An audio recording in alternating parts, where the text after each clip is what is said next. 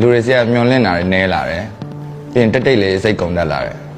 အဲ့ဒါနှစ်ကြာတဲ့အခါဖြစ်လာတဲ့စိတ်ချင်းတွေပေါ့ကျွန်တော်ဖြစ်နေရတာကမကောင်းဘူးဘယ်မှာသွားပြီးနာရမလဲကြိုကြောင်ကြတာပဲလောကကြီးတဲ့လမ်းကြုံရောက်ရတဲ့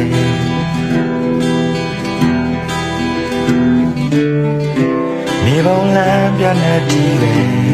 ငါစံတော်ဘာဆက်ရန်ရများတဲ့ဒိုးဝင်ပေါင်းသိငယ်